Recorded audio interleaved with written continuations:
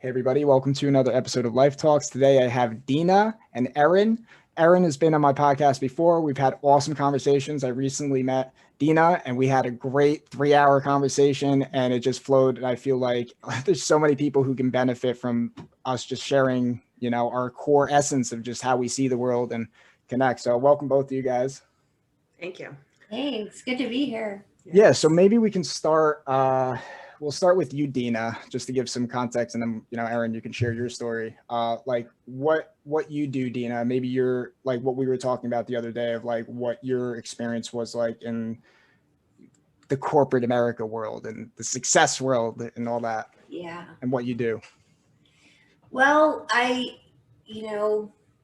started life in architecture school.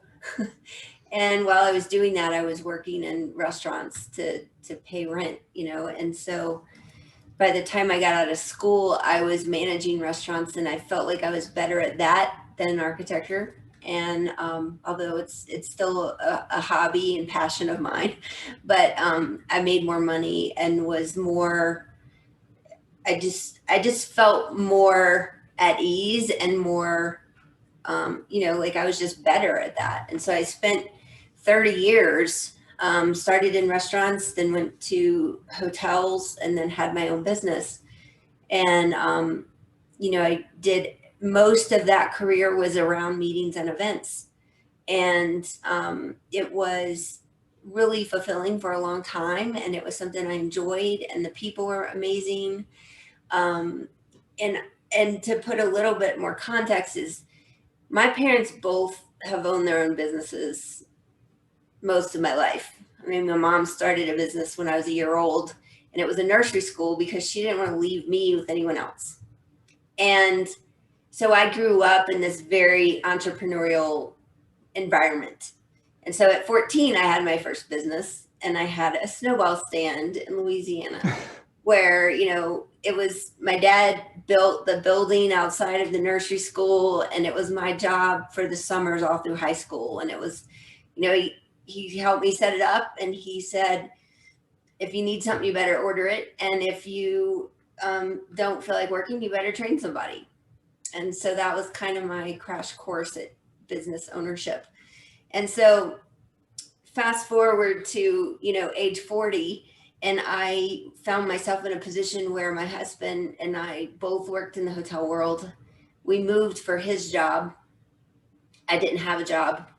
And so I started my event company in 2010. And, those 10 years were amazing. I had an amazing team. I got to travel all over Colorado and all over the world. I got to work with amazing people and we did some really amazing events. And then COVID happened. And so when COVID happened, probably a couple years before that, I was working on a book project and I started writing out a timeline of my life and I skipped over 1997 because I was like, I don't want to think about that year. And of course it had the opposite effect. It made me start thinking about it more.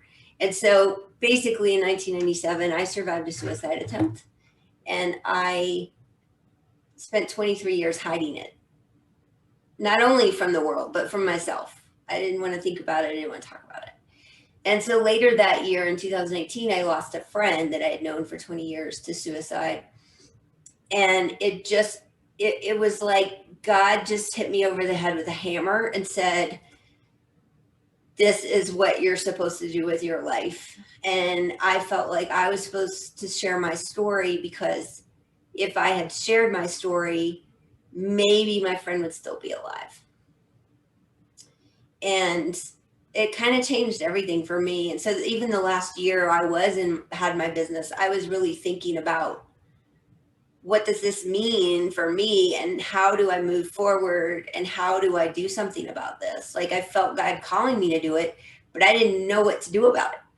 And so when COVID happened, I started a foundation like in March 30th, I started a foundation. Had no idea what I was doing. I've never owned a nonprofit before, but I was like, I just feel like this is what I'm supposed to do. So I I started the foundation, and it's been kind of slow starting, but now I feel like we're getting into momentum now with that. And in the mix of that, I went to this virtual event on virtual events because I was an event planner and it's COVID and I needed to learn virtual.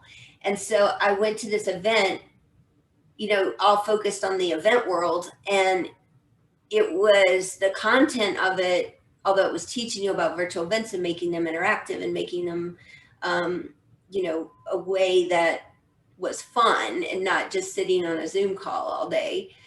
And it opened my eyes to a lot of things because the content of it was the knowledge industry and coaches and speakers and all these people that like I'm always behind the stage, right? Working for other people that are on the stage as speakers and coaches. And it opened my eyes though to say, I have all of this experience. I've been very fortunate to have a lot of experiences in my life. I've moved probably 45 times in my life. I've lived in 8 states. I've been to 30 countries. I've gotten to do a lot of things in my life. And I feel like if I can take all of this experience and it would help somebody else, that's what I want to do with the rest of my life. I want to keep people from being depressed and anxious and keep people from thinking about taking their own life, because there's so much to live for, and God has a purpose for every single one of us. And so I started a new for-profit business just recently where I'm going to try to help people find that in their own life and find the community of people that we can support each other to get that thing in our life that will make us happy and passionate and, spread the light of Jesus. Yeah, I'm happy to connect with you too, because I feel very similar to like in your path. Like we all met through Charlie Ward, me deciding to do a video with Charlie Ward, because I was just like, because at the beginning of all this, I was very depressed too. And for my thing was porn. And I was looking at it through guilt and shame and pushing it further down rather than let's take a look at you. Let's take a look at you and understand what you are. What are you trying to tell me from deep down? I'm really looking at it. And I shared that on Charlie Ward. 2 years ago, I would never talk like that because it was like, no, there's nothing wrong with you. It's like, no, but I knew by my own standards, there was something wrong. And which I was taught, I also went into with Charlie Ward, is that when you get to that point of like, why am I here? Why am I living? If it's looked at from the right lens, it's a beautiful thing. It's like, great. Now you're asking the questions that are really hidden deep down. What is my purpose? The questions that we asked when we're kids, like just to touch you at it with Jesus, is that in order to enter the kingdom of heaven, you have to become again like a child. What does that really mean? What does that mean? Because a child just sees that, like, what do I want to be when I'm older? Like asking those questions, but somewhere along the line, society, which we're all responsible for on a collective level, told us that no, you're unimportant, you're peripheral, get a job, fit in. And, it lacks the context of the meaning behind it. And it's no wonder we have divorce rate is over 50%. We're all screwed up and we're not asking the questions and not exposing ourselves, which was in part me sharing my thing, you sharing your all of our crap. When you start to share it rather than judging other people, people will start to relate to that. Because it's like you're in the arena by sharing your story. And I want to add a little context to that too, because why I think some of the reasons why, at least for me, why I wouldn't want to express myself is because I wasn't looking for a spotlight on me. I wasn't looking for an Oprah Winfrey special. It's like, oh, tell me more about your problems. And it's almost like this, it's like a drama in a sense where it's like, it's not really, let's understand your motivations and let's go to the audience and understand how everybody's, like we're all the same in our universal principles. So, and I would argue maybe that's more so for men, because not as much. We are different creatures, and we can definitely dive into that. Erin, we talk about the divine masculine and divine feminine, and then we're trying to seek that balance. And you also said something else, Deana, before I pass the floor to Erin. You said something before that Erin has really touched on a lot, is like, that when you focus on X, you get Y. So when you're focused on this one thing, you're naturally bringing it in. And I think that ties into like when you're like, just to give the example of like, if you're total left wing, you're automatically going to bring right wing, and that there's that division that's automatically created. So it's very true. So when you understand that you're not in this duality perspective, you can see it from a universal perspective, how everybody's view is. You see it from a really, it's like a higher viewpoint. Mm-hmm.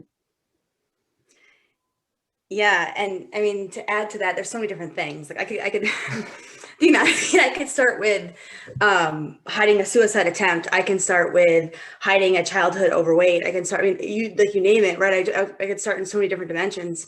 I think I resonate the most with the story, with both of your stories in this way where, like, when you connect with others, there's healing, and we've been taught to hide all of that. And in reality, once we bring it out, it's not only do you feel like you start to feel, to Mike's point, like the child again, but all of a sudden you're not running from yourself, right? And so like the law of opposites and like the whole, I mean, there's 12 different universal laws, and we've lost sight of them as a collective. And that's what I think is the hardest part for me right now. Like COVID hit for me, and I'm 13 years in corporate America. I grew up in the restaurant industry, like literally, right? Started running in March 2003, and it changed my life. And then I still battled the same repeating pattern, right? So I was 198 pounds in 2003 on a 5'4" frame. And it literally was, the pattern was every 6 months, something would happen. Like every 6 months I needed different size clothes, and I didn't know why. Like it was like I hit puberty and I was completely out of control. And it wasn't, I mean, I look back at my childhood patterns and was like, did I understand the concepts of nutrition like I do now? Probably not.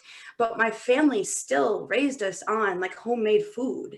Like we were always in the kitchen prepping meals with my folks. So it wasn't like, you know what I mean? Like I grew up in a family where there was this concept of what, a whole food was. So anyways, 2003, and I start running, and then I get sucked into diet culture for 16 years, right? Diet culture, suicide attempts, anorexia, eating disorders, like you can't believe. And it was like a song.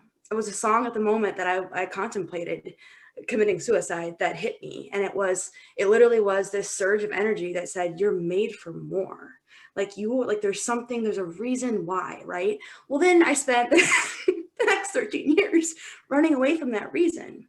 And it wasn't until more repeating patterns continued, right? So I was chasing the diet. I was chasing the smaller size clothes. I was chasing all these things. I was listening to everybody outside of myself. I was burying myself. And all I saw was the opposite effect, right? So I'm chasing the health, I don't even know what you want to call it, right? Like diet culture makes you believe you got to eat 1,300 calories to lose the fluff. And I'm like, at the end of the day, I don't give a shit what my scale says. I care about like a strong physique. And when you eat 1,300 calories, you don't get that. You get candida, you make yourself hypothyroid, and there's all these different things. And so there's a judgment paradigm to add that yes. too, right? Where it's like, you have to be healthy. You have to, don't eat the donuts versus restriction. Like it's the wrong it's like, oh, so then that you go into that guilt paradigm, right? Like, all right, the mind. So I talk about Muji a lot. Someone I follow, he says that we have a mind that says, okay, you're on a diet, and the mind says, all right, you've been good. Enjoy just a piece of cake. Okay, I'll have a piece of cake. And then the same mind that says have a piece of cake says you shouldn't have done that. Mm-hmm. And we go through our whole life like that. And then we go around telling other people the same thing, because we're like, you've pointed out to me, Erin, it's like, as I've been working out lately, I'm looking at it more as play. Like I want to feel my body and like listen to good music and really get into that. And that's how I get stronger. That actually motivates me to lift more. And I'm not focused so much on the numbers and the calculation and, what am I going to gain out of this, rather than like, I want to feel alive, like I want to feel alive. And it's like, and it's amazing how much better my workouts are, how much, like, when I'm not focused so much on the physical output. The physical output's there. It's almost like, how do you be cool? Well, don't try to be cool. It's like, how do you lose weight? Don't try to lose weight. How do you become more successful? Don't try to be successful. Like, and it's so paradoxical, which ties into the point of like, when you focus on X, you get Y. So it's like, it's almost like you have to oscillate to learn the problems with both. Well, Mike, I have to say something really quick. I mean, weight's been a huge issue in my life too, but my husband, every time I tell him I'm trying to do something, you know what he says to me? Why are you trying? Just do it. Yes. Yes. Yeah. Yeah. It has to, and then it like that's why it's like I've really been playing with the idea of exposure, right? It's like for me going into porn, it was like I need to stop doing it. No, the problem is it's why am I doing it? Well, let's look at you. Let me understand why and only I can answer. And by exposing myself, I get different viewpoints, and I'm looking at it from a perspective that I'm not like it's like a symptom of a deeper issue. So like same thing can be for eating. Why do I eat? Or like why, whatever it may be, and looking at it from a higher perspective, not through judgment. And really just being like a child, again, being a child. Why do I do what I do? Understanding the underlying motivations. And I think as you uncover the layers, I don't know if it was one of you was talking about like layers. There's 5 of them. Okay. Yeah, maybe go into that. Maybe go into the layers. Go into the layers. I mean, so I can't take credit for the layers, but I can promise you they work, right? So if your behavior's here at the top layer, if you think of Einstein, right, you can't solve a problem with the same layer that was created. So here's your top layer, which is behavior. This is the stories you've made up, the emotion associated to it, the limiting beliefs that are the actual root cause of that behavior. Oh, and guess what? Underneath here is an actual event. And that event gets buried down deep into our body, not our brain, because the body sends 80% of the information it gathers across your lifetime. It sends 80% up your vagus nerve and into your brain. So your behavior here is actually driven from your body, which is some event happened. Conventional everything likes to say, you know, if it's not a big T, then it doesn't count. And I call bullshit on that, because like essentially the best way to think about it is, here's my expectation of an experience, here's the actual experience, and the difference between the two is trauma. And that trauma is just energy. And so here, the 5 layers deeper than your behavior, you've got something that happened, and like it can be something as simple as your father not responding to you the way you needed him to, right? And as a kid, especially at the ages younger than 10, we don't understand how to actually process that emotion or what to do with all the feelings inside of our body. We haven't developed that yet. And so essentially, and I've been through now, I've gone through a program that has taught me how to do this on myself and to also coach others. But what it is you start to regress yourself back into this, states of subconscious, because that's where it's kept, right? So the behavior, the external behavior that happens is actually it's a 5-layer root into something that we collectively as a human conscious forget, or we bury, right? And we're taught to bury it. Anytime you look at the TV, at a magazine, at like anywhere, right? External to you, we're taught to bury it.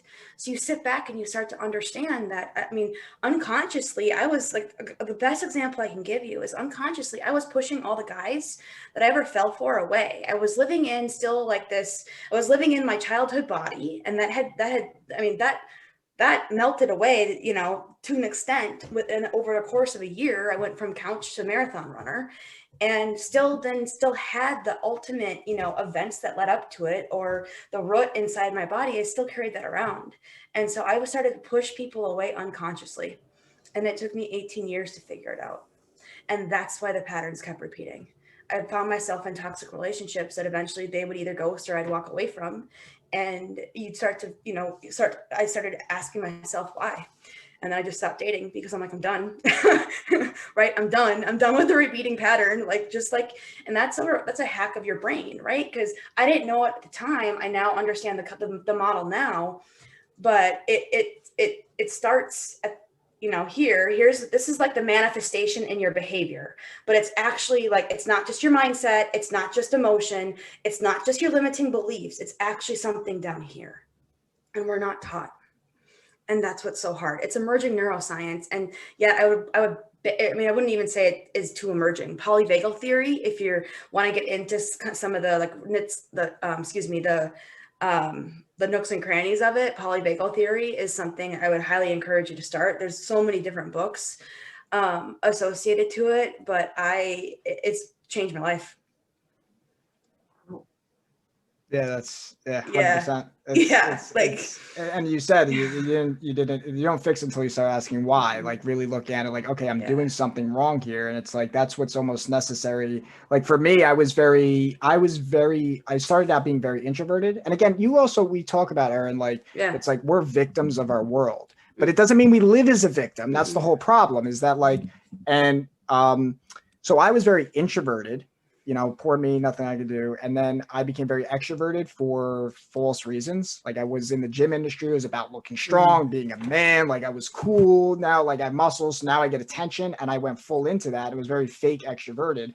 So then I realized how my relationships were very false. Then I went really deep into introversion to the point where it was almost like guilty for being muscular, guilty for, you know, being on the spotlight. But as I'm digesting it now, it's more that it's not, we have a culture that's, you can't shine.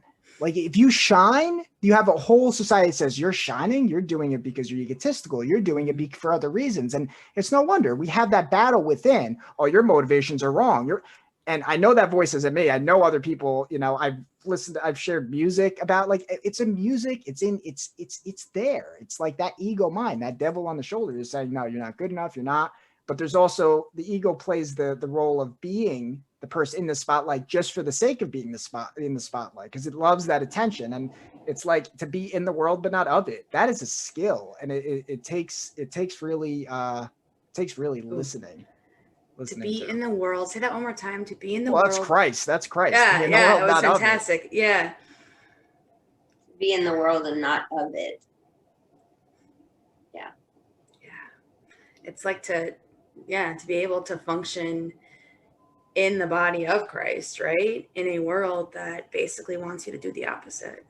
And that's the hard part. And like the more I call it traveling inside myself, right? It's the best way to say it. But the more I travel inside via meditation, via anything like that, right? Just focused inside time, the more the angel and the devil go away.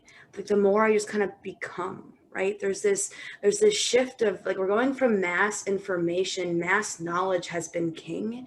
And I swear to you right now, like we're in the middle of this shift into embodiment where we just become, right? There's no more, there doesn't have to be the devil and like you know what I mean? Like the voices, Mike, where you're going in and out and trying to make a decision and all of that. Like there's no need for that. Yeah. Like that's a heavy rational brain and a low intuitive brain.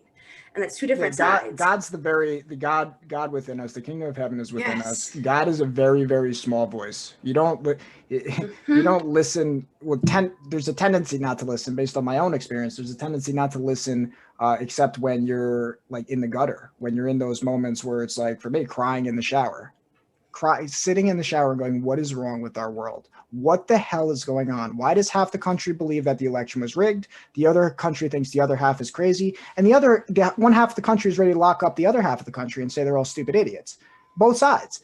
That's got to go. That's got to go. And that's, you know, I was like, well, what can I do? What can I do? And that's why I made this podcast. And, you know, we're all kind of in agreement here, but I'm looking to really get different viewpoints, to have someone who is complete. I want to go to a MAGA rally and I want to go to a Black Lives Matter rally. That's what needs to happen, because both sides are not crazy. They're not crazy. There's a piece of truth that we need to listen to.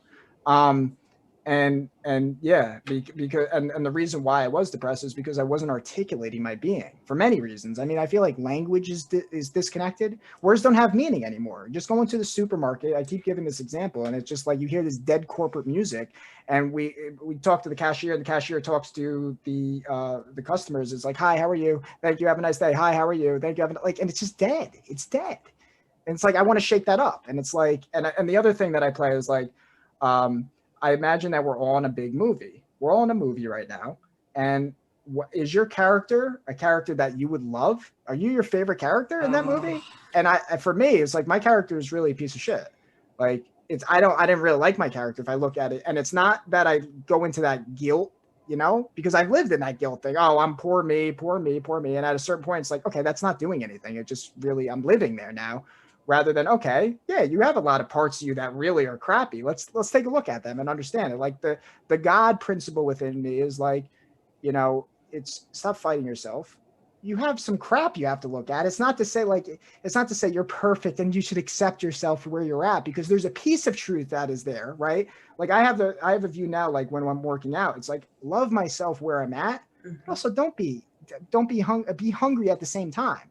So there has to be that both. So it's like, because otherwise it's just like you're good where you're at. Okay, then don't ever grow anymore. There's no reason to grow anymore. Accept yourself and love mediocrity. Like, no, why be mediocre? Like I've shared David Goggins, and it's not being mediocre for getting attention, which you have to be aware of because that's still there. But I look at someone like David Goggins. This man ran 100 miles in one weekend for 8 consecutive weekends. So 100 miles, 800 miles over the course of 100 miles each weekend. And it's, you know, the part that I look at is what kind of mindset does somebody have to be in to do that? He didn't start out saying I can run 100 miles. No, he said, well, I wanted to put myself into the situations. Like, to me, that's, I think, one of the ways of looking at Christ, right? Bear your cross, put yourself into like, situations are difficult from a play perspective, right? Not like you need to be disciplined, but like, what can your body do? What can you do? All right, I can just walk around the block this week. Okay. Next week, I can run a mile. So it's loving yourself wherever you're at, but also like for me, it's like, I want to be in that mindset of running 100 miles, not for like, just like you have to shut your mind off running 100 miles. You can't have because for me at mile 3, or I would be like, okay, it's time to go home. Like it's time to go home and relax and go into a comfortable ball. I want to kill that mind, but like, I also recognize that mind is also a helper, right? I need that kind of like critic in my own mind. He's dancing with his higher self. Yeah. That's what he's doing out there. As like that's how I finish a marathon. Like that's why I go to the gym. I'm dancing with my higher self. Like I don't care. Like it's so crazy because if I would have only been in the gym to chase the physique, I never would have happened. Yeah. I would have quit. I'd have quit so many years ago because I never saw the results, right? Ever. It wasn't until I started eating like 2,700 calories and cut my gym, like, you know, and skipped the HIIT, did the bodybuilding that I ever saw anything. And so that's where like I was in the gym because I was dancing with my higher self. You give me some music, like I'm in my own little like zen, like, you know, the concept of a runner's high to me, no, that's your natural fucking state. I totally went there. That's your natural state. It's not this like foreign concept of a high, right? That's actually what we're all supposed to feel like in everyday life. Yeah, that's why people do drugs. So exactly. When you look at people, why they do drugs, you say you shouldn't do drugs. It's like, no, it's understandable. Who wouldn't want to do drugs in a world where it's absolutely insane to wake up to an alarm clock at 6 o'clock in the morning, get dressed, go to a job that you hate, you know, pay for like that's crazy. But we do that. So it's understandable why people need a drink and need to kick back. Now, the problem becomes like it becomes an escape rather than, okay, let me see how I can navigate out of this lifestyle that I don't need the drug. How can I navigate? And by asking the questions, that's how you can. But we don't ask the questions. We suppress the symptoms. Oh, absolutely. Yes, you're absolutely right. And the worst part is the constraints of society actually make that possible, Mike.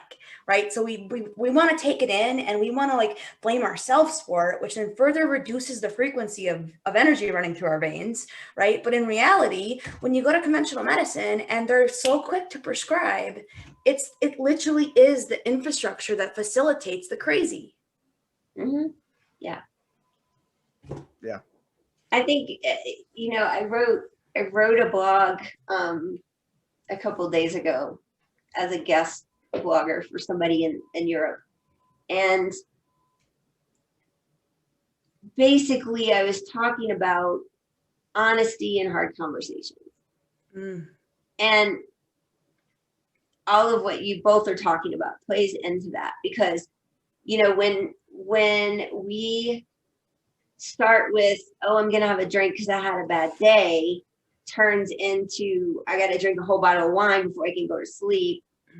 And what we're doing is we're hurting ourselves instead of the extreme like diet exercise plan.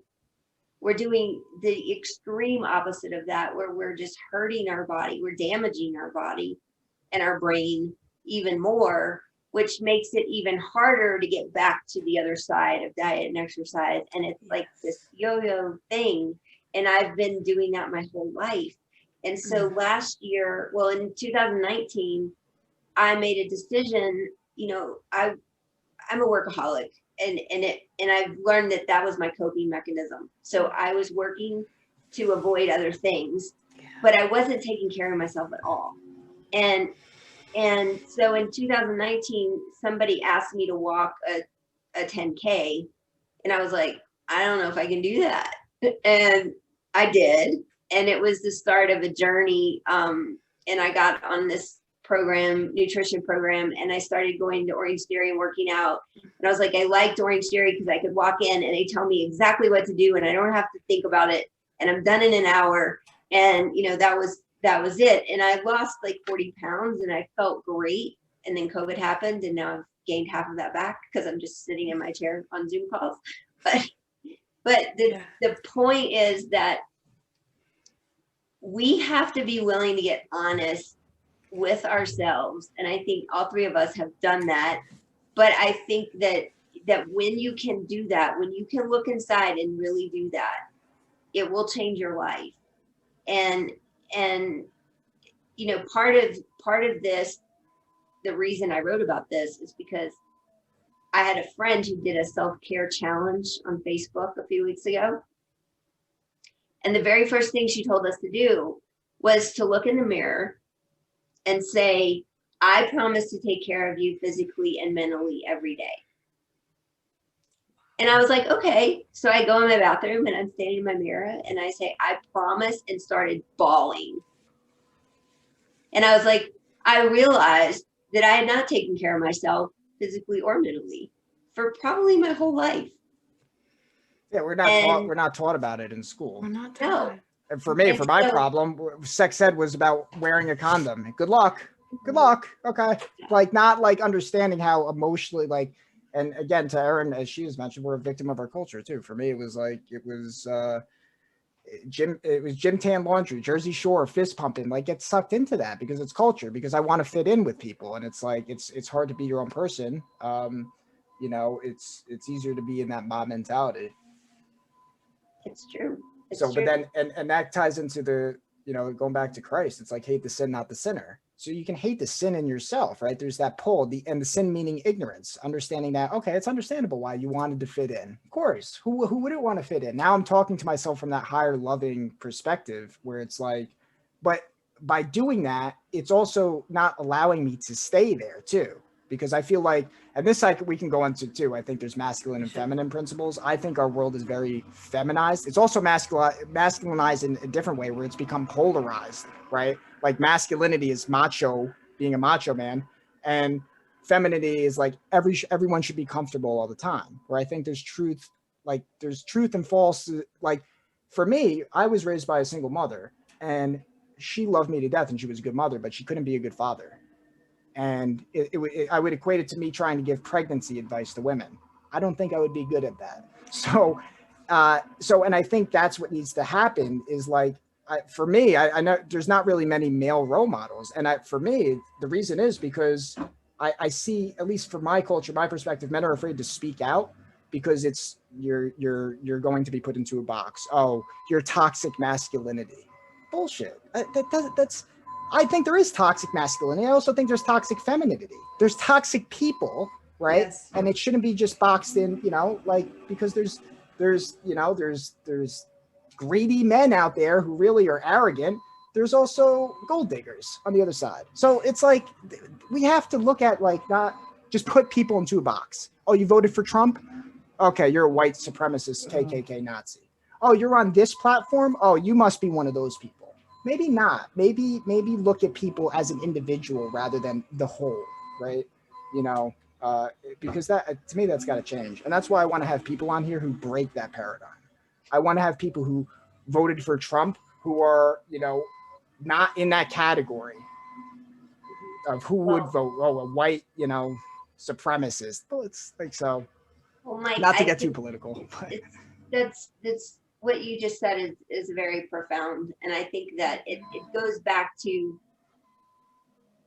listening to you say that makes it go back even more to honesty, because the people who are accusatory of everyone else are the exact people who need to be honest with themselves, because it's just like me. I hid it for 23 years and acted like life was perfect. And I would judge other people. And what I'm learning now is what I judged in other people is what was wrong with me. And so if you're seeing, exactly, the false evidence appearing real, right? Yes. Because it's like it's the whole analogy of the oxygen mask on the airplane, right? You got to put it on yourself first. And if you can't take care of yourself and you can't look inward, if you would have asked me 5 years ago to look inward, I would have just cried for a week, which is basically what happened when I started doing that, because it's like everything brought emotion and I was running from the emotion. And so I blocked it out. And my mom even said to me recently, when you were younger, I didn't understand why it was so hard for you to talk about things. Wow. And I still can't answer that question. I still don't really understand that. But for her to say that, I grew up in a family where we didn't always talk about everything. It was all kind of like the appearance and things were brushed under the rug. And I don't think it was intentional or wrong or anything, but that's how I grew up. And so having hard conversations was not something that was in my life. And so that's why now I think they're so important. Yeah. And you nailed it on the head. We're like, same, right? My folks are great, but hard conversations didn't happen. Rug swept under, put back down, and we moved on. And you're just like, okay, to your exact point, right? So these are like transitional characters basically need to happen, right? Across multiple generations, because that's the shift. And you can completely mirror that into the collective, but then also your entire friend group. Right? Because what I'm noticing as I'm healing my shit, right, is that now all of a sudden I'm triggering other people. Mm-hmm. And then you take those triggers and I want to internalize that. And it's taken me probably 2 or 3 different friends I've triggered to be like, whoa, T for time. This is a gift. Like they may not see this right now. They may not see it. But Erin, you can't keep masking your true self. If you've been underneath these masks, right? Which then back to Mike's point goes into we're each built with this masculine and feminine energy, and it's supposed to be balanced. But when shit happens, right, they get masked. And that's like the dance between relationship is just energy that's been masked in each of the people in the relationship. I really don't mean to cut you off. You're fine. I got a message here and I'm going to have to, this is going to be my first edit, but I have 40 minutes apparently because I don't have Zoom Pro. So I have to upgrade it. So I'm going to send another invite out. Okay. So I'm going to stop this and. Options in travel are 100% life-saving. Life-saving. Like if I didn't pack some of that stuff during typically I'm, I travel once. Well, wait, we just started talking. I want to add context for it. So, because, so just for context, because people are like, what the hell is she talking about? We're just talking about, it's Optivia. Deana. Yeah, Optivia is how they say it. Which is a program that was helpful for you and other people could be, and you were mentioning microwaving things and I had said like, because we could just dive into the microwave thing. So is a microwave a good thing for food?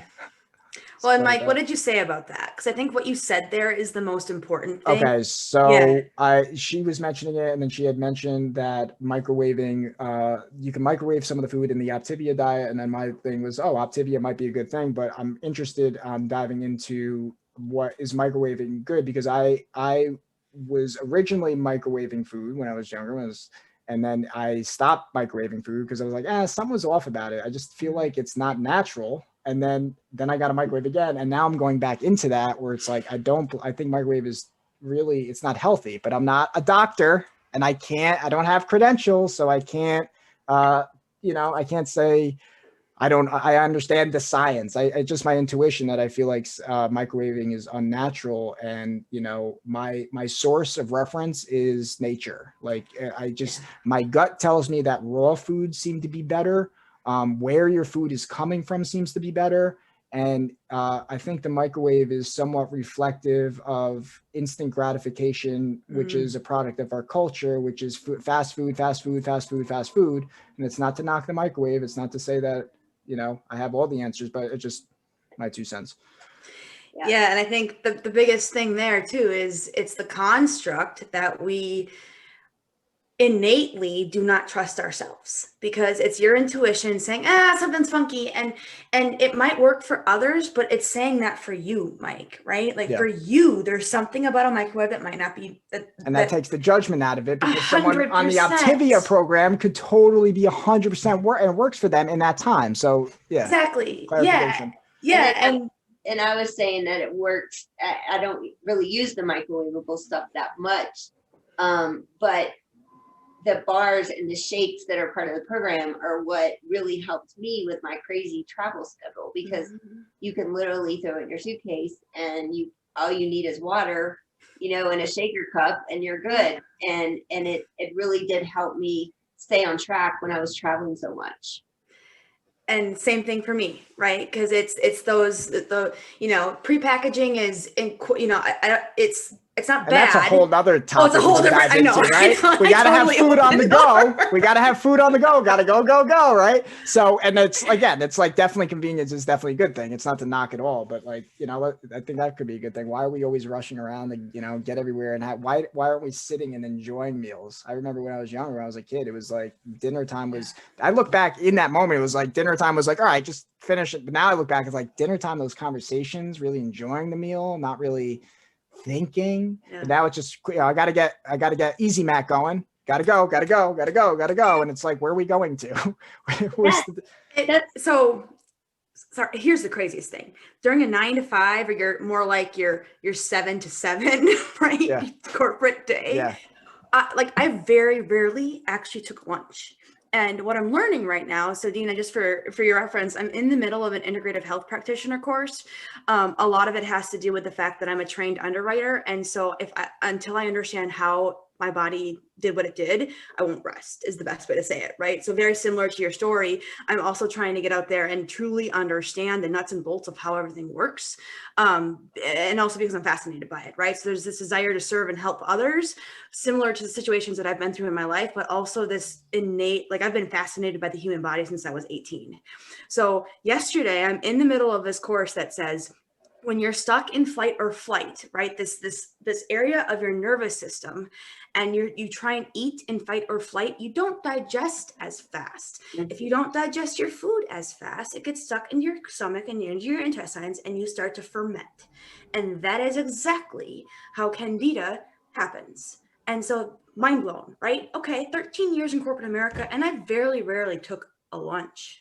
Very rarely. I'd be shoving food in my desk while I'm trying to work, because I'd rather leave, quote unquote, on time than actually take the break. And the break is more about, and this is what's not taught, right? It's more about getting your nervous system out of fight or flight, out of the pressure, going for a 30-minute walk, and then sitting down and eating for the next 30 minutes without being in a fight or flight state. It's mind-boggling. It's so true, because, and I want to go back to something Michael said too, but I mean, I would work 16-hour day, and after the banquet was over that we were producing, I would go in the kitchen and the chef would give me a leftover piece of cheesecake, and that was like what I ate for 10 hours. That was normal. But Mike, to your point about the whole rushing to get food in your system so you can just keep going and not sitting down and enjoying your meal, it's also part of our core values of having family time, right?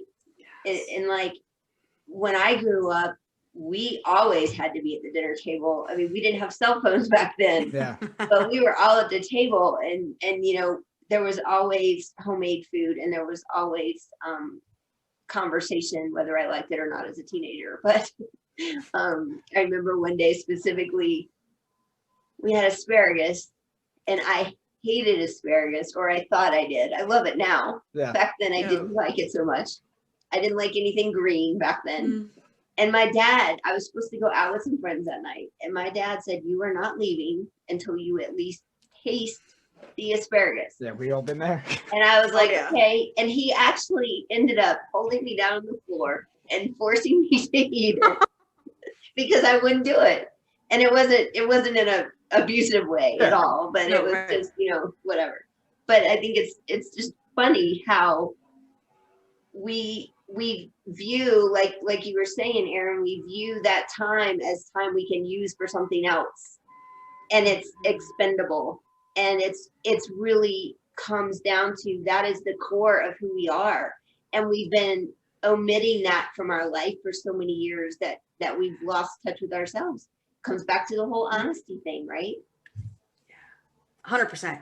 You nailed it. And the other thing as well, like the other thing as well for me is we've lost the art of ceremony. So there's supposed to be this ceremony in your day, like the art of even washing the dishes. Can I tell you how much I hate it? And I'm sure everybody does too, right? But there's still an art to it. Throw on some music and just like you reap what you sow, or it's like chop wood. What is that word? It's like carry water, chop wood. We forget about the ceremony in life. And that's where things start to go awry. Big time for Matt to add to that, ceremony for men. There is no there for, and this is my perspective. Yeah. I mean, there's like, it's not. There used to be, I have a book talks about it. I'm a big follower of Elliot Hulse, who I think is becoming a really good role model for men in our culture. And he used to have like dating advice and kind of like bro advice, and now he's shifting into really the core tenets of what religion is about, what it really means to be, what it means to be a man. Because there's really no, and I talk about like the institutions are reflective of that as well, right? So like church, from one perspective, it's a hollowed out institution where it's just which even Christ talked about. It just don't have repetitive prayers, right? Just for the sake of repetitive prayers. And he also said, you read the scriptures daily, and in them you think you have life. So basically calling out Bible thumpers in that perspective, from my perspective, how I see it. So it's like you just read a book every day and you think that you're a holy person. No. So, and I think that ideology is what turns off a lot of people to religion and the core of religion and what education is about, right? And one size does not fit all. So some people need a smack in the face and other people need a hug, and how to be able to interact in the world. And from my journey, it's like sexuality is a really big part of that. And I think that it has to be, we have to come out of the collective closet of talking about it, but not in a way where it's just expressive or repressive, because they're both not the answers, but they're both indicators to bring you to that higher purpose, which is that, I think there's something to understand on both sides. There's something to understand about what is gay pride and over sexuality. Like it's expressing sexuality to a point where, is that all you are? Is that movement all you are or you can be? Or is it repressed emotions coming out? And now and then on the other side too, it's like with religion, it's like, it's talked about, for example, like abstinence, right? And I'm learning that it's like but our culture says, no, you should indulge in anything, indulge in everything, rather than take a step back and say, okay, what are my motivations? Why do I want food? Why do I want sex? Why do I want these things? What are they? Are they coming from a place of spontaneity, freshness, right? Which we can go into relationships too. Like, for example, when I would be in relationships, there's always the thing like, how long until you have sex, right? So it's like, oh, well, I have to wait X, Y, and Z. So then I'm accepted, right? So I'm not looked at as a slut, or I'm not looked at in a certain light, versus why not get into understand what are the things that bind us together? What are our motivations? Why are we being open with it? So rather than like really being naked in the truest figurative sense. And because that's the thing that binds us together, because otherwise, I was talking to a friend last night, it's basically we're all wounded, and then we enter relationships with people thinking that the other person is going to fix us, but it's now we actually have to deal with their wounds, and we have to deal with our own wounds, and the motivations aren't really pure. I've dated girls who I say I really like you, but in my head I actually just wanted to get laid. So and it was because of so I'm a victim to culture. That's a part of it, but it's also my responsibility to understand my motivations. Now, when I start expressing my motivations, now I'm getting into real conversations, because the other side can be said too. People have their motivations of what the other person is thinking about them. And then we're playing on our own skewed view rather than just expressing, wow, this is what I want. Why, you know what I mean? So yeah, I'm throwing up all over the place a little bit. This is years of not talking about this stuff. So no, it's everything you said is true. And I feel like I've never been able to articulate that the way you just did.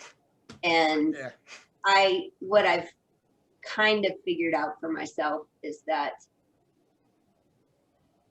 as far as relationships go, is, first of all, I've been married for almost 17 years, and my husband is amazing, and he is absolutely my soulmate.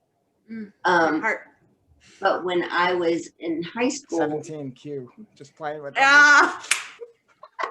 Just playing around. I love it. I love it. That means nothing. No. When I was a teenager, I had a very serious boyfriend from 15 to 17.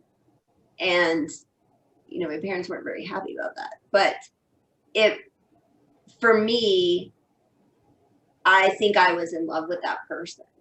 And it was the first person I experienced sex with in any way. And it was a very happy relationship for me until he, of course, broke my heart. And I think that from then until when I met my husband was about 15 years. And I spent all of that time trying to find that again. And for me, I thought sex was the avenue. And so there were many relationships I was in. Well, Hollywood's been telling us that for years. So it's exactly. Like, we're all screwed up. And the music videos. Yes. So it's like you always feel like, you know, I jumped into that very quickly with many people, thinking it would yield a different results. And I just kept getting hurt. And then I ended up in a relationship that I thought was loving.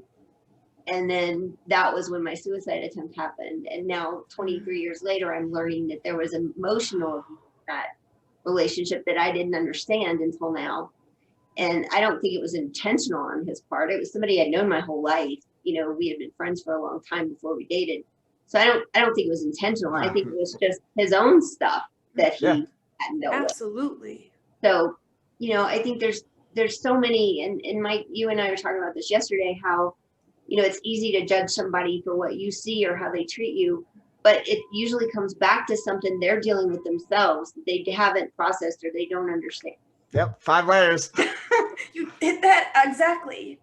And here's like, I've had some big beef with the gurus that come out and say like sometimes the ghosting or like behavior says all, or actions speak louder than words. And in my head, I'm like, yes and no, because the 5 layers, right? So if behavior is one thing, if I look at my own self, I pushed all of the guys I was actually attracted to or actually had connection with, I pushed away. For the quasi, like the best way to describe my like entire life is there's never been a formal boyfriend. Like I either dated and then got the hell out before it turned into anything, or had sex with the ones that I did just to have sex. Right.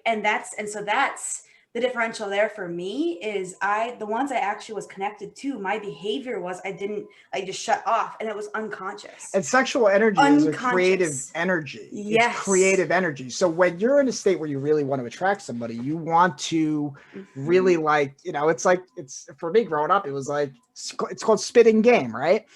But when it's used from the right perspective, rather than not getting laid, but more like that will come naturally in the most even more powerful way. Yes. When you put it off and understand that when you get to when you heal your own wounds I heard a quote, man must divorce himself before he gets married, or he will get divorced after he gets married, because that's his soul. You have to, it's your own work. Nobody's going to save you. So you have to go that independence before you can have interdependence. But we're oscillating between dependence and independence. I don't need anybody. Or I need somebody. I need to feel loved. So rather than we're both those things, we're all wounded, dependent, independent people going round and around, hurting each other, and, and unconsciously hurt, and not taking a step back and saying, okay, maybe religion has more to talk about this. Maybe I'm seeing it from a different light. And it's in those rock bottom moments that we say, okay, we have to go into independence first. And then also the masculine and the feminine ties into that. Yes. So I think the masculine nature is, it's like the voices in me is like ready for the criticism. That it's like when I say things like this, but the masculine is the independent. No, I am the father. No. And the feminine is, yes, embracing, love, nurture. I accept you. I unconditionally love you. And both of those are the integration that's needed. And that's my 2 cents. Within each, go ahead. Sorry. It's like when you were younger or dating and somebody says, I have to find myself before I can love you, or I have to love myself before I can love you. Yeah. And a lot of people think that's crap. And I used to think that too. I'm like, yeah, that's a great excuse, right? Yeah. But what you're saying is exactly that. And, it takes us to have the honest conversation with ourselves and understand ourselves. Yeah, because you can lie to yourself. I have professional lying to myself. People can say they love their job and they actually hate it. They've just convinced themselves to say it. Yes.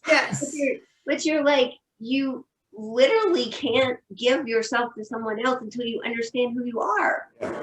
100%. And here's where I have beef is who teaches us how to figure out who the hell we are when we're told, like, what are you supposed to be at 18? Yeah. I'm sorry. Because institutions have become hollowed out. So education has become a one size fits all. Religion has become a one size fits all. It's like, and it's context that is missing. I keep playing with this idea of content and context. We're missing context. Yes. What would make a beautiful human being? A contextual human being, meaning that if you're stuck in content, this is limited, right? You're left, right.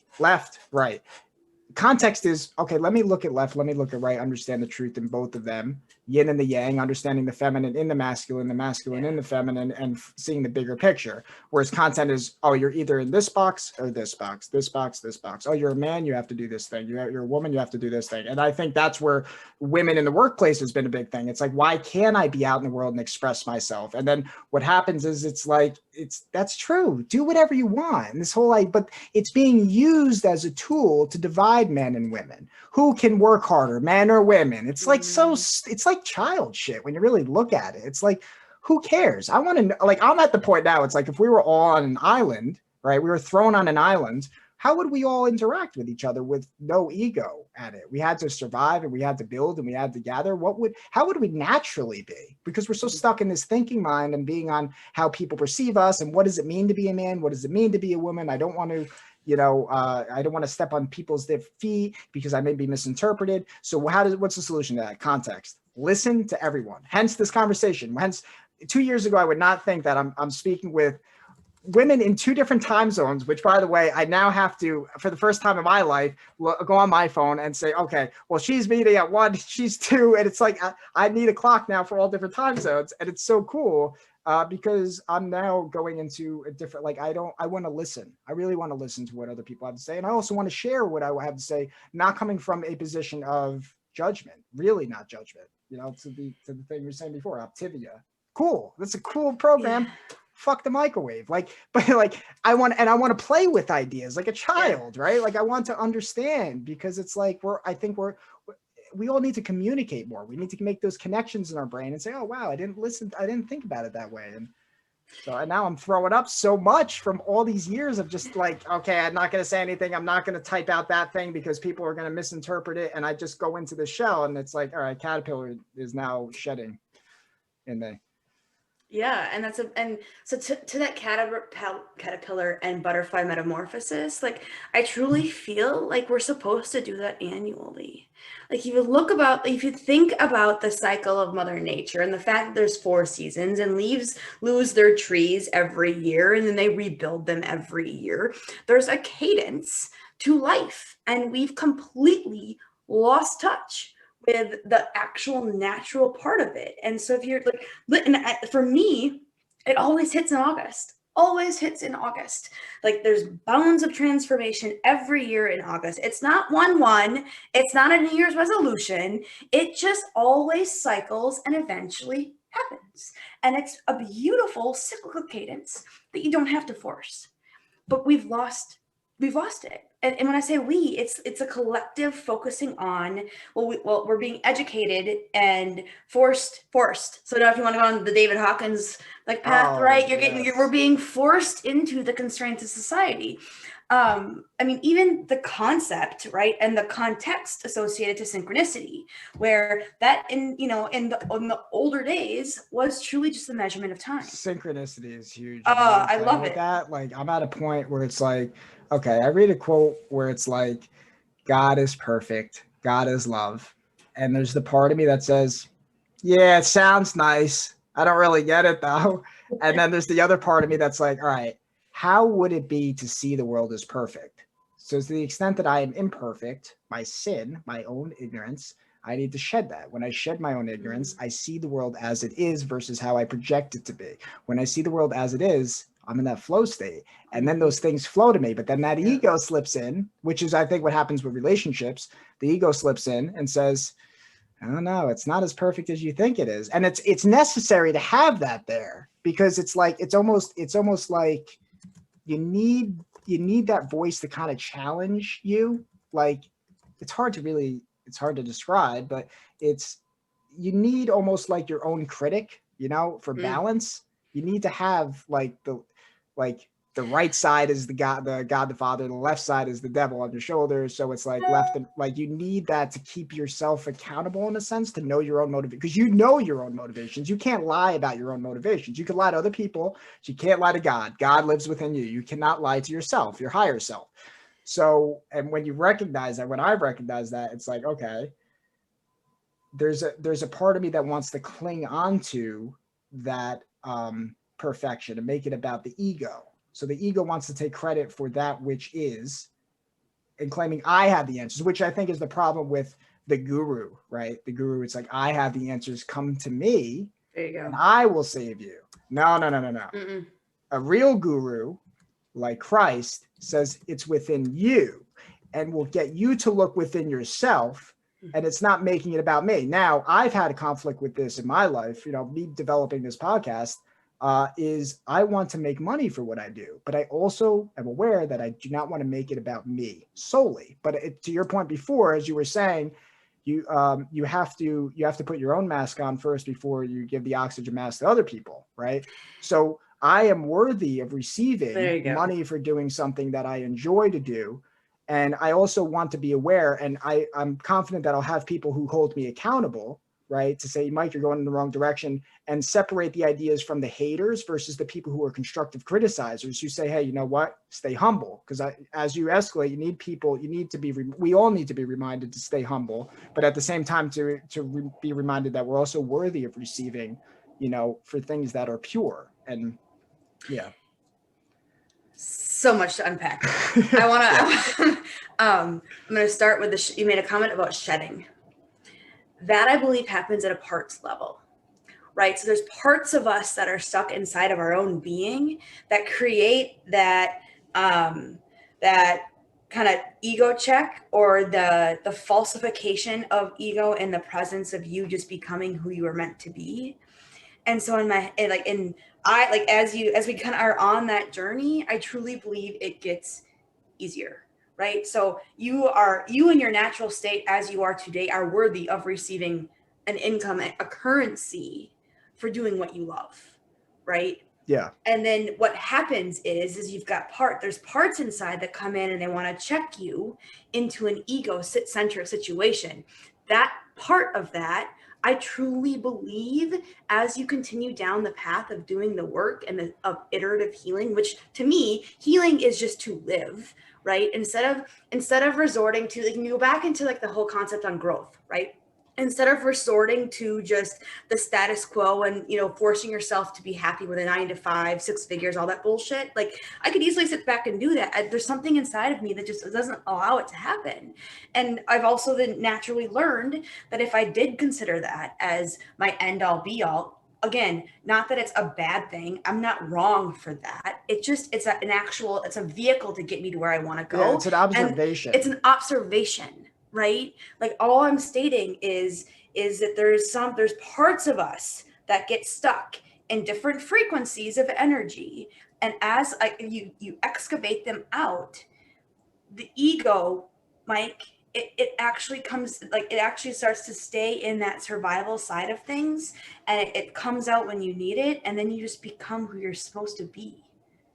And supposed to be isn't the right word. It's more like you become the human you need to be to reach your dreams. Yeah, you're being, you're not doing. You're no longer doing. And that's God. Yeah. That's God inside. God inside is just being.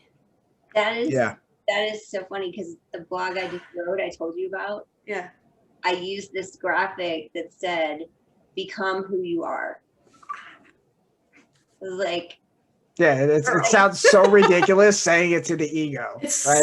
Because I can hear critics now like, okay, sounds nice, right? But like, I know that voice because it's a professional. I'm very aware of that voice in my own head, and it's like, it sounds so simple. But the other thing I wrote about around that was that, like, when COVID happened and I was trying to remember some of my past, I reached out to some of my friends that I went to college with and that lived around me during that bad time in my life, and just talking to them and asking them what they remembered.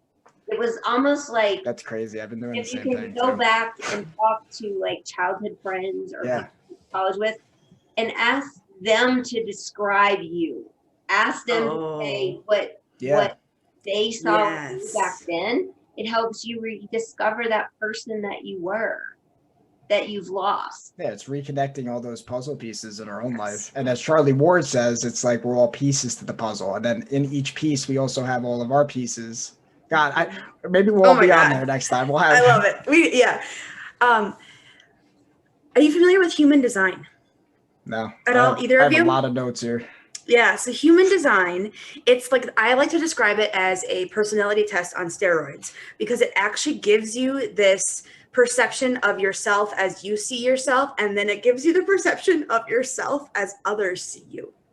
It's fascinating. So it gets into some of the astrology associated to it, right? So it takes your birthday, your birthplace, and then it takes 88 days before you're born. And it basically, the best way to, I like to think of it as, take all of the personality tests, takes all of the cosmic guidance, and combine it into one report. And what I love about it is it actually then also goes through your whole body, and it walks you through energy centers that are either defined or undefined. And the best way to think about energy centers is that it kind of mirrors the meridians and the chakras of your body. And as what's interesting for me in my journey and my health path has been that any area of my body that was close to an undefined energy center actually had disease in it. That's where I got sick. I got sick in the places in my body that were open for cultural conditioning. And Mike, we've talked a little bit about introverted and extroverted, and I'm the believer that we are all both. Yeah. We are all both. Because I'm very extroverted when I'm around introverted people. You are extroverted when you need to be, and you're introverted when you need to be as well. And we're trying to be forced into these little boxes. And I've shamed both sides of me at another point of my life. So I've shamed myself for being an extrovert when I was an introvert, and then the same thing, and I would do that. And it's like, it's really absolutely, that's the laughing Buddha. When you just see absolutely how ridiculous we are with the monkey brain. Yeah. And it's knowledge over it's knowledge over intuition, right? It's using, I mean, we could go into the whole apple off the tree, Hebrew, connotations and all of those things, but it's leveraging, more of what we know because of study versus more of what we know because of our insides of our body, and the direct relational points of which you were born and how that all incorporates into who you are and how you become who you are, right? Or become who you want to be. And I personally think Myers-Briggs does us a complete disservice. A complete disservice. Interesting. Go into that. Oh, it's one-dimensional. Well, for people who don't know, yeah. For people who don't know, what is Myers-Briggs? It's your general personality test. It's the backbone of a lot of psychology, like psychology way back in the day, right? I remember Myers-Briggs being like a college thing I read about in Psychology 101, and it basically is a personality test after you answer a series of questions, and it tells you are either introverted or extroverted. Right. And and it also then goes in and it tells you are either more thinking over intuitive, or you're more judgmental over perceiving, or more feeling versus all this hogwash. Right. And I'm just like, okay, there could be some predominant strengths there. I can understand the predominance associated to it, but I truly believe it does our being disservice because it forces us down this path or this constraint. And now all of a sudden I've got friends, or I've got, there's folks across my life who, well, I can't do that. I'm an introvert, or I'm an extrovert. Yeah. Bull, right? Yeah, I think it's one of those things where, yes, are there predominance? Potentially, but if we dive down deeper into the energetics well, this of goes your into body, masculine and feminine too. I just was gonna go there, Mike. Men extroversion, women introversion, men thinking, women feeling. Men, you're just replacing that. Men judging, women perceiving, right? So hold on there. I want to take it out of gender. Yeah, sorry, and yeah. I want to. So for folks listening, I want to take that out of the gender constraints, because I think what Mike's really trying to say is the actual energy, right? Your masculine energy and your feminine energy. Yeah. Right. Because women can think. Yes, we can. So, yeah. Yes. And I almost, if you really wanted to dive down deep into this, this is only a product of the wounding of your masculine and feminine energy is going to determine which ones you test in and out of at certain points of your life. Because I have gone through and I've done these multiple times in multiple areas and sections of my life, and I test different. Depending on, right? So depending on, so there's a quote out there that says the rational mind can only go as far as your healing has gone. And that one really, it hits, right? You sit back, and I think healing is a very open word, and a lot of people don't necessarily understand the constructs or the how associated to it. I was one of them, right? Like how what is inner work, and how are you supposed to facilitate that? We get told a lot what to do, but we're not shown how to do it. And that's, I think, sometimes the hard part. I think it's kind of, Mike, what you and I were talking about yesterday is about the vibrations and the levels of vibration, and how, if you would have tried to have that conversation with me the rest of my life, or even a year ago, I would have thought you were all woo woo and I didn't want to hear it. And now I truly believe that we can have these kinds of conversations because we are at a higher vibration. And when you're not, you just don't see it. And I never understood that until I could see it. Yeah, it's dimensional. Yes. I've played with the idea it's because it's like, what does someone mean when they're thinking in 5D versus 3D? And the best way, from my experience, right, when I was stuck in porn, I was actually living in 1D, one dimension of my being, which much of the world is. So I would say very many people you can say are one-dimensional, right? So rather than getting into that voodoo, right, because it's language is very important. We have to we are the bridge to language. It's that higher dimensional just means, again, what I was saying earlier is the context. It's just seeing things contextual, and it's not judging, but it's also the ability to judge at the same time. It's very, very subtle.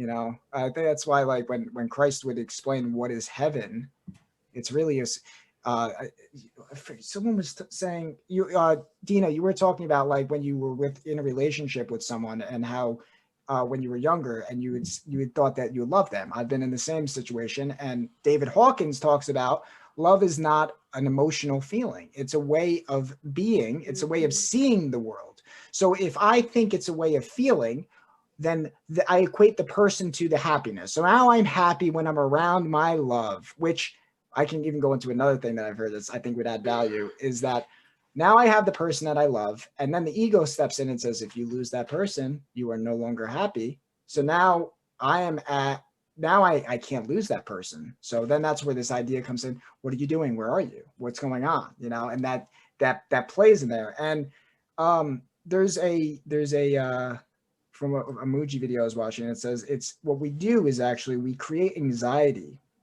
to get those things, get the thing. I think that this is going to make me happy. Okay. This glass is going to make me happy. If I only got this glass, I would be happy. So now I instantly created separation. Now, once I get this glass, feel tremendous happiness, the honeymoon phase, right? And what I'm actually experiencing isn't the other person. This thing it's not happiness in and of itself. It's the identification that I made with this thing. And now once I get it, I feel happiness. And it's the happiness that is actually it's the taking away of the anxiety of not having it. So I'm mistaking the anxiety of not having this thing with the thing giving me the happiness. It's really that crazy. To me, that was a huge, profound moment when I had listened to that, because it was like, yeah, that's what we do. We think that person is going to make me, if I get with the popular girl, that's going to make me happy. Then, wow, I got the popular girl. Now I feel this tremendous. Now I have to worry about losing it. Or you can also relate that to the job, the money. Yeah, the job, 100%. The money. Yeah, whatever for me, it was it. You know? Mm-hmm. Yes, 100%, Deana. Yeah, both of you guys. And it's not until we have that connection with something inside of ourselves that is our higher power, like you said. Like, yeah, and then seeing the world through love, it's like it's going back into context. It's the context of the thing. It's like, okay, no, that person isn't going to make me happy. Would I feel happy with the person? Yes. Will they add value? Yes. Are they everything that Hollywood has taught us to be? No, they're just another you. They're just another you in another form. And it's supposed to be play. And I think, but the context is necessary. The context is what religion is about. It's like, what is happiness? What the childlike questions have to come back. What brings happiness? What if happiness is what we're seeking, then if I lose happiness, then is that it? No. So what is it? We're seeking fulfillment. We want fulfillment. So we want happiness, but we also want to appreciate the bad parts too, which I think our culture is embraced only the good, the sweet flavored moments. We only post, all the nice things about ourselves. We don't post the ugly parts about ourselves, because, no, we couldn't be, and that's, I mean, that can get into Carl Jung, of shadow work and integrating the shadow, right? Because we're all that. And David Hawkins talks about, he talks about the Heisenberg Principle, which, as I was saying earlier, the observing, right? Because when you're observing, he gives a cookie example. Like if you eat too many cookies, instead of saying, I shouldn't eat cookies, I shouldn't, getting into that guilt and then indulgent like oscillating, you say, oh, all right, I ate 37 cookies today. Okay. Let's dive into that. Why did I eat 37 cookies? Okay. Well, you obviously wanted cookies. So tomorrow I ate 57 cookies. Okay. Wow. It's interesting. And then you just keep watching the behavior. And instead of judgment, you go into observation and saying, well, why do I do what I do? Why do I do that? And keep going into it. Okay. Well, when do I want to eat those cookies? Oh, when I feel this way. Well, why do I feel this way? And to your point, Erin, it's bringing back those layers. It's going to the underlying motivation and then the feeling which releases, which is from, as you said, at the bottom is the event, correct? Mm-hmm. Yeah. So. Yep. Yeah, and I also think you hit another kind of nail on the head there, Mike. But we forget to think of life as an experiment. And what I mean, right? Like, so like what your whole concept there with the cookies is like, it's understanding the human behavior, but in the context of a scientific experiment, which is just a hypothesis. And it was like, for my biggest thing with the whole diet culture and body love and all of those things, like the liberation came when I started like actually thinking like a scientist. And instead of instead of using all of this external jargon, right? Because you could pick your diet, right? They're all going to work if your calories in versus calories out versus, and it all equals out to your activity and all the other stuff, right? The problem becomes,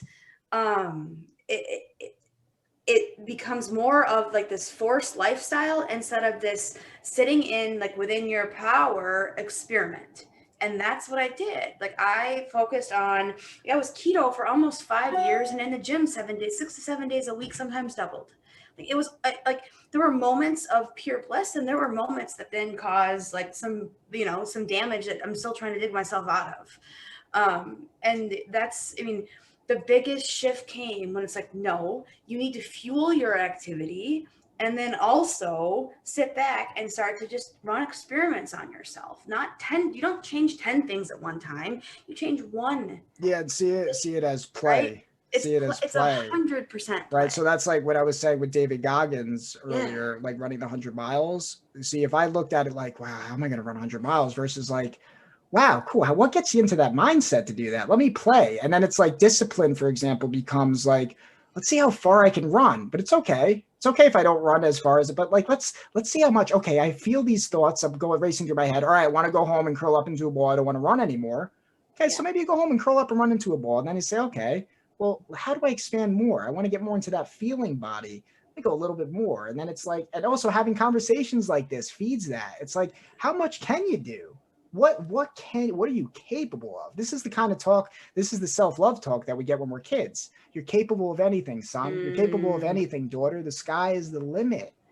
And then somewhere along then that ego comes in and it says, no, you can't, or you're doing it for the wrong reasons. Think about, no, you're doing it for yourself. Like, and that has to be integrated. It has to be loved. You can't fight the ego. The more you fight the ego, then it's, pulls you into the oscillating between introverted, extroverted, left, right, shame, guilt versus pride.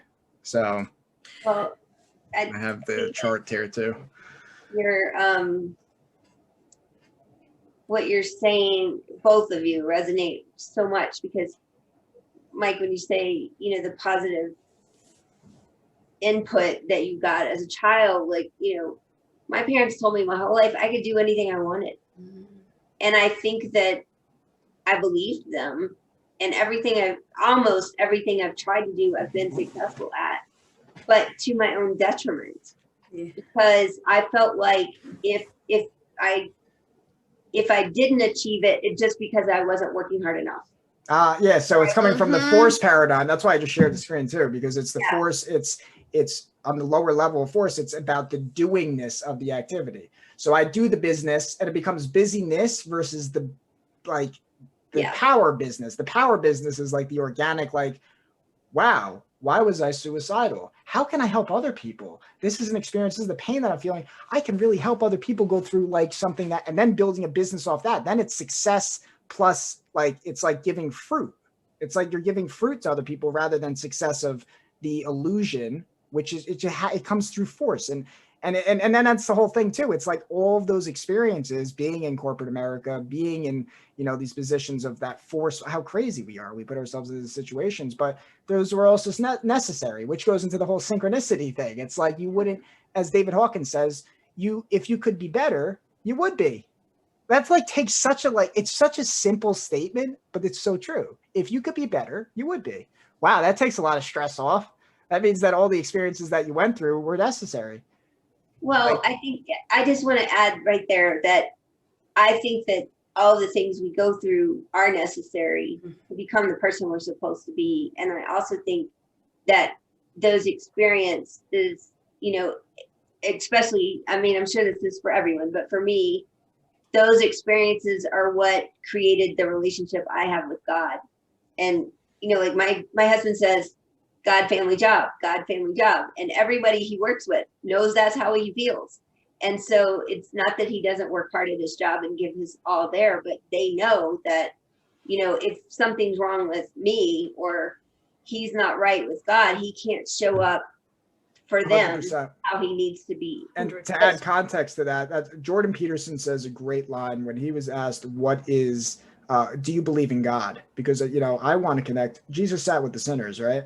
Jesus sat with people who needed help. So in the same way, people who are atheist, quote unquote, and I say quote unquote because it's when you really get to the core of what is atheism, it's like you have a belief system whether you realize it or not. So, so the idea of rejecting God is rejecting yourself, uppercase S. So, and that's the difference. So trusting, like what Jordan Peterson says, is that he says, when he's asked, do you believe in God? He says, well, what do you mean by God?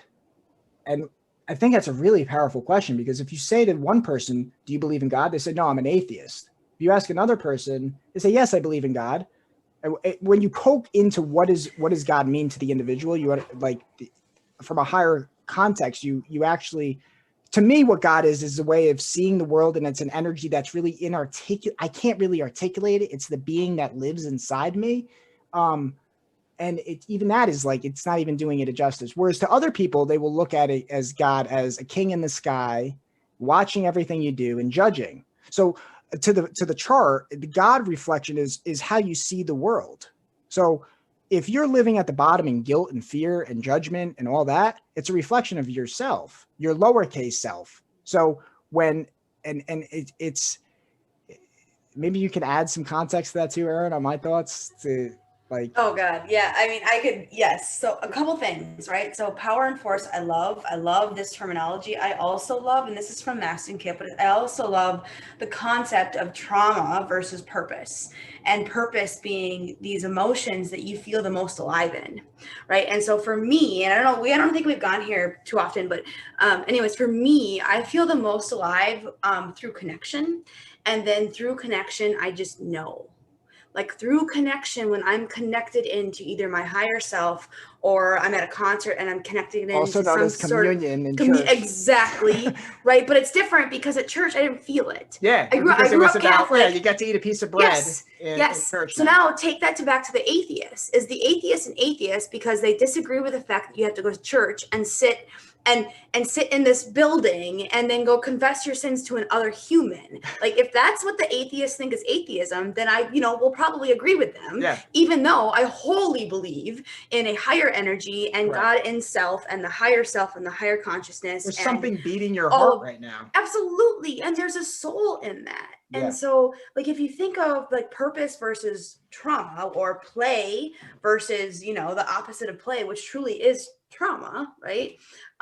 It becomes this, like, your whole life is to find those things that make you come alive, and then to do more of that, and then to figure out a way to monetize it. If currency is just like I've heard something, I think it was Mark Groves who said this, currency is the degree of, it showcases the degree of relationship you have with yourself.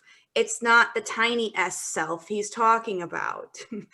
He's talking about the higher self, right? Like, that's what currency represents. Or Think God about it that versus way. ego. This is the whole thing, the language too, right? Because Yes. one person says, trust me, another person says, trust me. Who do you trust? That's the whole game that we're playing. Don't trust in man, trust in God. But even just saying that, it's like, what's the context behind that? What do you mean by God? So that's where I think, Mike, we have to, I don't want to say educate, because educate's not the right word. It's integrate. We have to integrate the lower parts, the lower vibe parts into, our power or our purpose, or whatever label you want to put on it, into the higher self, and feel comfortable in receiving that you can be in bliss in a normal, natural state. Yeah. And you don't get it by seeking it. It's really crazy, because the lower self is seeking it. But you do seek it at the same time, because truth is paradoxical. Seeking you shall find, you receive it. It's a different type of seeking. I think at first you seek, at first you have to navigate, you have to kind of fall on your ass a couple times, or for years, the things that we do to ourselves, our lower self does to bring out the higher self, which is really, that's why you can actually love the lower self. You have to. You have to. Yeah, you have to. You don't have an option. You don't have an option. No. Otherwise, you live in fear and regret. And you have to say, oh, here's this piece of me that's ugly. Here it is. And then that's actually what gets other people to share the pieces that are ugly within them, rather than coming from the position of judgment, because you come from the position of judgment versus now I'm at a point where like I'm each day is shedding more and more of my crap. And as I do, more people say to me, oh, I have that crap within me too. Mm-hmm. And I'm not telling people to share their story. Like I just sharing more and more of my crap, and then learning more and more how really we are really one. We are really together. Like we're not alone together. We're going through an experience in the same way that a cell in your body, in your foot in China, is going through a cell in your shoulder, which is America. Yes. And we're all like, we're Yes. one big organism. And yeah. Yeah. And Deana, you mentioned something about like, there's your whole path has purpose. And I couldn't agree with that more, right? Like there's something to be said about like the light creeping in the wound, right? That's how the light creeps in. It creeps in, like Mike, it's basically like water to wine, right? You take the ugly and you make it idea. Beautiful, right? Like was that what Christ was talking about? Let's play with that idea. Is that what it was? Water to wine? Yeah. Play with that, because I haven't heard that. I mean, I think it's, there's parts of us that have been through things, and as we integrate them, it becomes the most beautiful. For me, it's become some of the most beautiful lesson, or some of the most beautiful story, right? Like that's what the healing is, the growth. The healing is this water to wine type, like ugly, but is it ugly? Like define ugly. Like what makes it ugly? Is it because society says it's ugly, or society says this, that, and that? Like there's some lesson underneath the shell that you're to take from that, and then to grow from it. And when you grow from it, you serve others. Yeah. So how is that ugly? Can I say something? Yes. I had a conversation with somebody months ago about what we called perpetual happiness. And it goes back to what you were saying, Mike, about social media and how people only post the good things, right? But it's the people who post the good things that are hurting the most. And it's the the people who are sharing the authentic truth, which is ugly a lot of times, are the ones that are truly happy. It's this juxtaposition of our society, where the people who are appearing they have everything are the ones who need the people who are broken and realize it to help them. Yes. I think it's similar to what you talk about, Erin, too, the XY thing, right? And I've been playing with the idea of pain and pleasure. When you seek pleasure, you find pain. When you seek pain, and not pain from it's from a play position, which is why I talk about running the 100 miles. You could play running a marathon. Let's see what my body can do. This is cool. I don't have to win. It's not about winning. It's let me play with how much I can push my body. Let's see the limits of what I can. I'm pushing past those little barriers, and getting past that mind who says which is like a governor in the mind, as David Goggins says.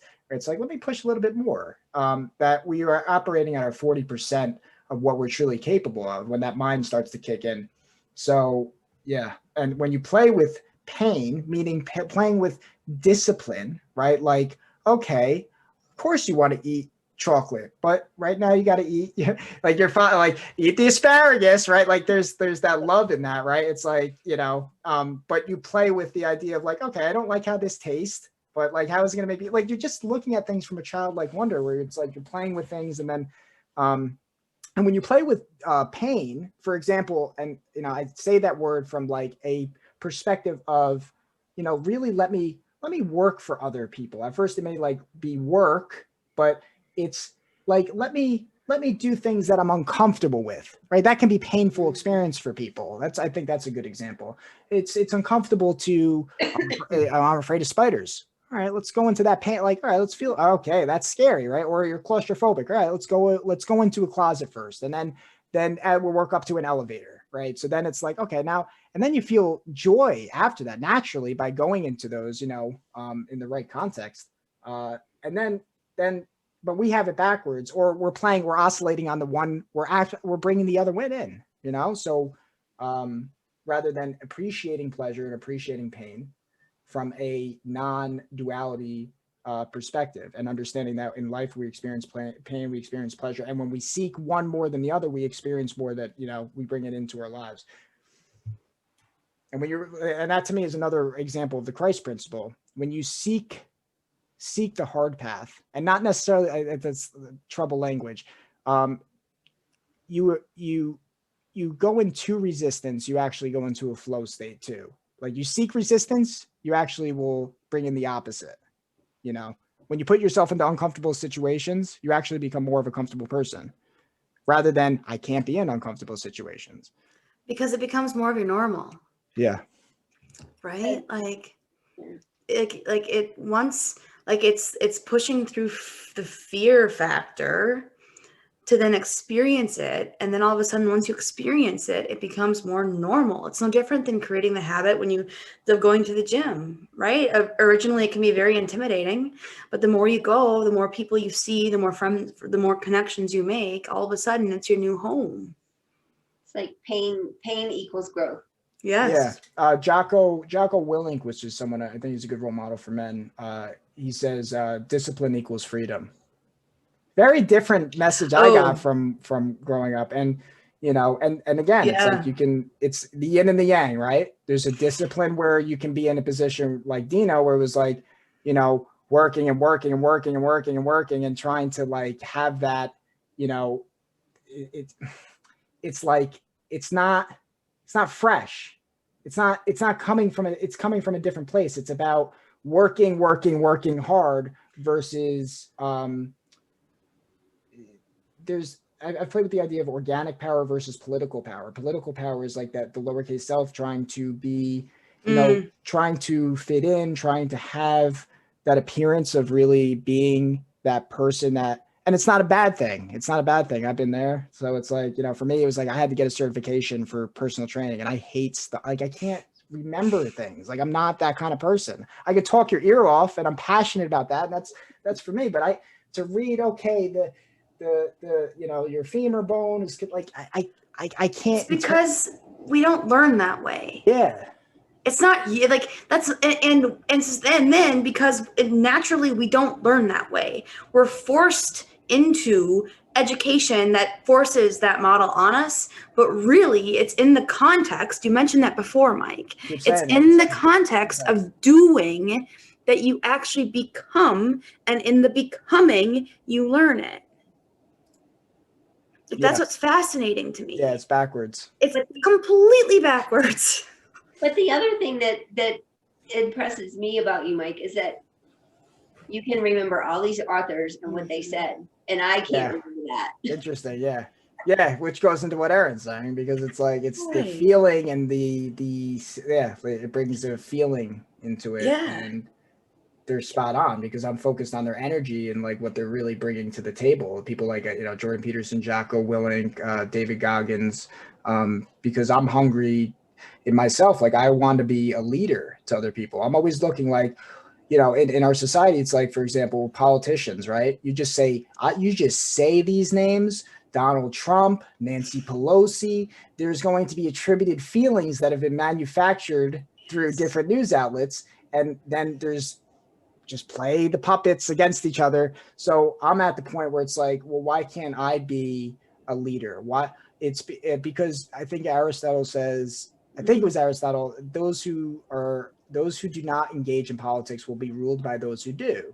Yeah. So it's not Nancy Pelosi, it's not Donald Trump, it's me. Yes. But it's not me, just me. I'm a node in a network. It's us collectively. It's us. So we watch, they would say, well, I wish they did something. I wish they did something. Why did they do it this? Like, what the hell are you doing? You know? Self-serving. Yeah. It's the lower self-serving. That's what politics is. And the crazy thing is if everyone was just like me. Yeah. I mean, the crazy thing is we elect it, right? We elect them to put our interests before theirs, and it's never going to happen. That's the crazy thing. Yeah.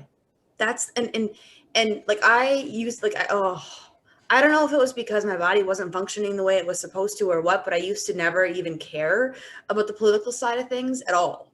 right? Like I would educate myself enough to understand like how to vote, right? Yeah. Like, and that was really about it, because it was something that I couldn't control. So it was like, well, why would I get worked up about something that I can't control? Because I'm not going to put myself in the ring. Like, I'm not putting myself in the ring. Yeah. So why worry about what, like the puppets and the circus monkeys inside the ring when I'm outside the ring? So check this out. I have to, just because that I posted, it's my first Gab post, right? Or ultra right-wing conservative, you know, like I'm on all, I want to be on all of them. I want to be on all of the social media platforms because I want to connect to different viewpoints.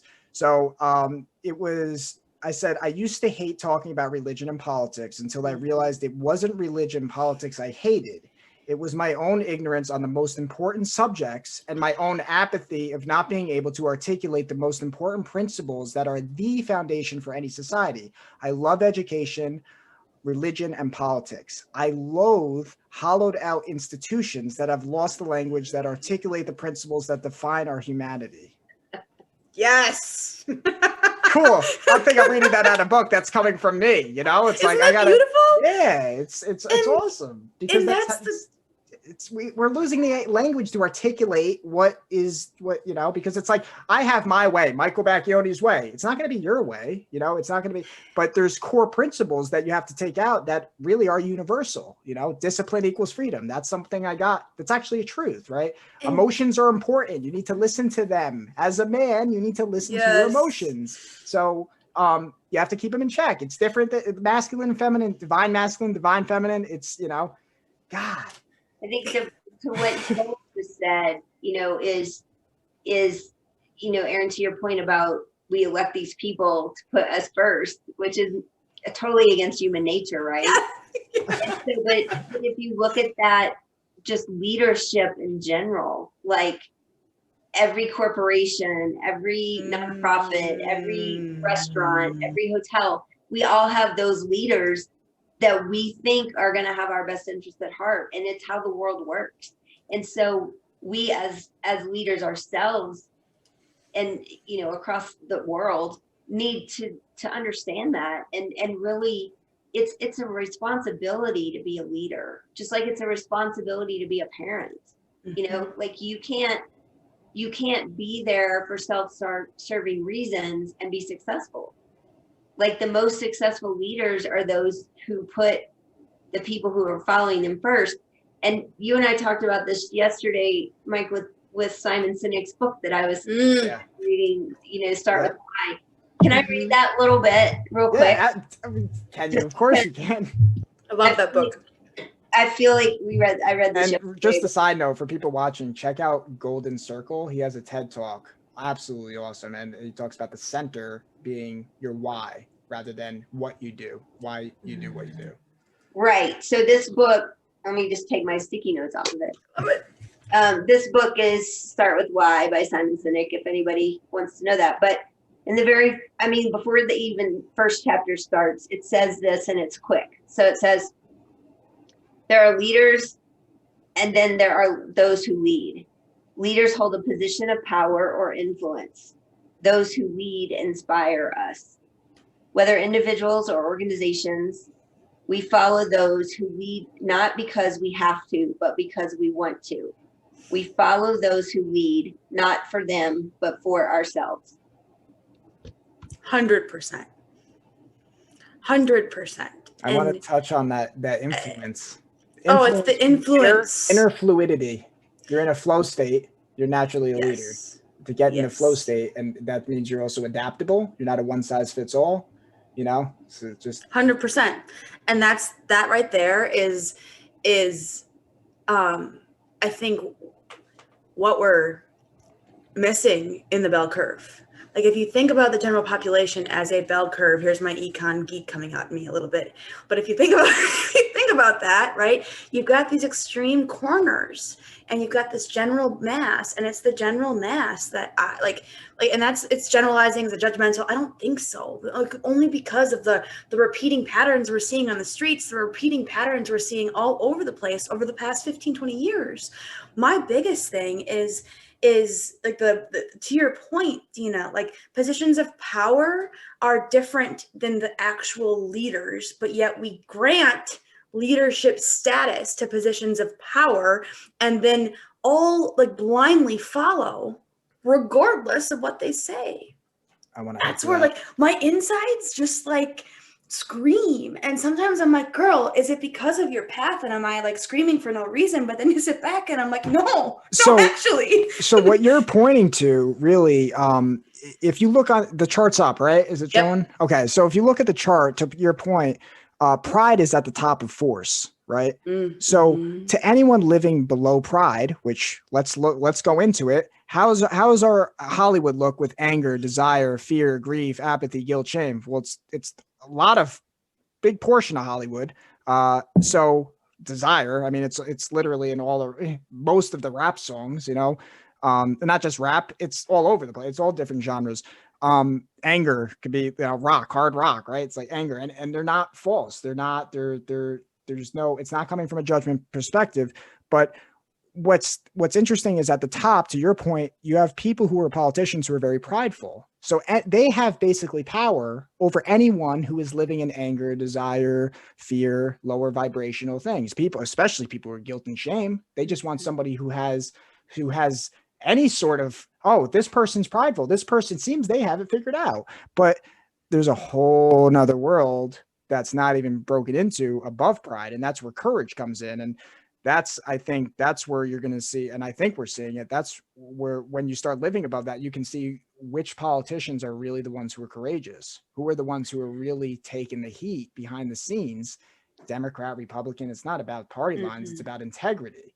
So an integrity you can have an integrous Democrat, you can have an integrous Republican if you believe the opposite really reflect in your own self, so just some context. There's something about you said something there about your own self, and when you think about the self, and if the self that in the lens that you're in as you as a human, right, with our leadership and all those things, but if you're living in fear, which let's just say, given the constraints of society right now and what's going on with COVID, I would say the broad brush, mass of people right now, we're in fear. Okay, that means you have fear goggles on, guys. That means anything above fear, you can't even understand. You've got fear goggles on. That means that, so it makes it very easy for a forced approach guidance to come down and to just blindly do. Yeah. Right? Because you got fear goggles on. You got to take the damn goggles off, completely off. You don't, and don't even put don't put any different ones on. You don't need to put the loved ones on. You just need to be in the reality of things and to see things from an archetypal or this movie type view of it. And that, I don't know how you educate on that. I don't know how, you know what I mean? Like, how do you change that? Because all I see is, more destruction. Yeah. It's just repeating destruction. I know this is, I'm sorry, I'm laughing because you're talking about fear goggles, and I can picture is, when you were in college and you take the plastic off the 6-pack and you make them fear goggles, right? And it's like, but that image says a whole story right there. It's like, when you're in a state of, whether alcohol or drugs or whatever it is, you're seeing things so differently than when you're sober. And it's a similar analogy, I think. 100% the same analogy. Yes.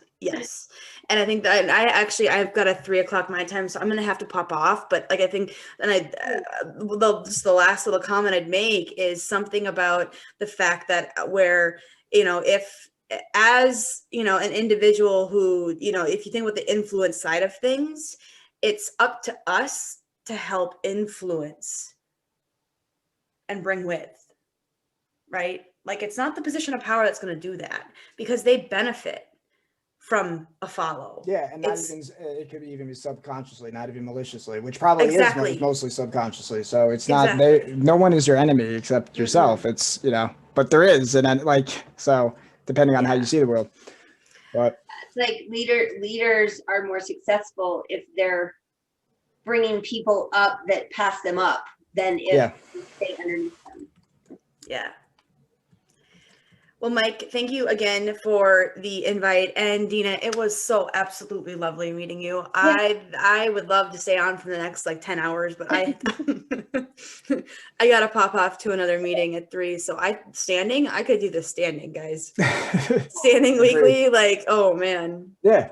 Yeah. So I'll definitely be in touch with both you guys, and I Cool. definitely think that people are going to get a lot of value out of this. So Okay. Cool. All right. Thank you both. Yes, thank you. Lovely meeting you. Thank you. Bye. All right.